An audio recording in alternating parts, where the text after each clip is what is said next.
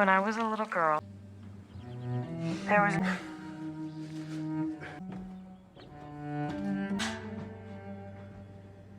Where did that guy go? Well, I think we both know that isn't true. Yes, you did. I'm just asking you what's the difference, but... When I can. Okay. Mr. Chase? In there. Why? Because they have man. Good afternoon. Mr. Chase, I see you brought your dog. My mother. I was expecting the doctor. Up the grind, but I'm sure you know all. We got a physical. Isn't that the nature of God? No, I'm not. My wife. Out of the ordinary.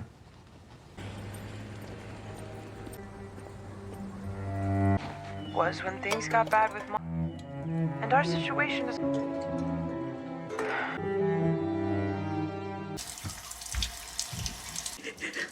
I don't know how. Let me get you out of this. I am not.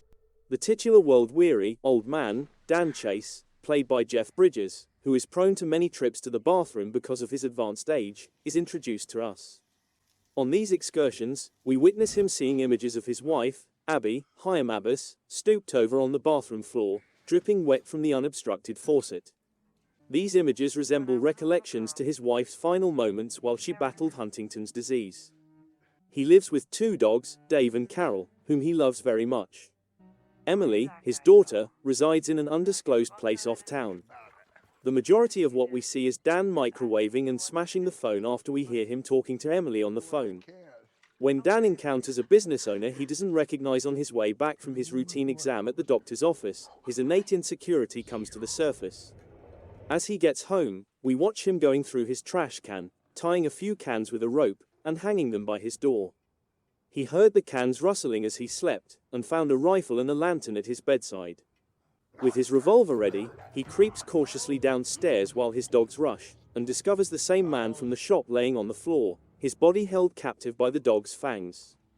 Dan kills the man when he refuses to give up his identity when he questions him, then arranges the corpse and the pistol so that the altercation appears to be an equal struggle between the cops. Dan drives out of town right away, slyly avoiding the police's interrogation, and calls Emily to let her know what's going on. Harold Harper, John Lithgow, the assistant director of the FBI, is seen to us while he plays Lego buildings with his grandson. When he finds out that his grandson is still waiting for his parents to return, he is unable to control his emotions, and we witness him sobbing in the restroom. Harold's son's death is obvious, and this would subsequently be verified. Harper finds out from agent Raymond Waters that his wife has brought in the phone that Waters was directed to get in touch with him by Bob Blasky of the DCS. If the current action is any indication, one of Harold's previous cases involving an agent who vanished from sight in 1987 appears to have come back to life. Waters had been directed to find out whether the asset was still alive and to bring him back. Harper makes a fruitless attempt to convince her that the case has been closed. Lithgow's portrayal demonstrates how his bond with the asset, Dan, is based on secrets that neither Dan nor he would choose to revisit. However, it appears that the hens have returned to their nest.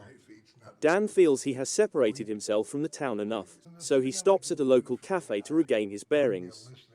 He gives a man a call and inquires about a house, which appears to be another asset Dan possesses under the Dixon name. Dan puts down his phone and tells the caretaker to bring in food and tidy the rooms. A flashback of a younger Dan talking with Abby about taking on new identities and going undercover as a married couple occurs when he notices a lady seated by herself at a corner table. Their exchange suggests that either Abby was a fellow agent or she was privy to specific information regarding Dan's work.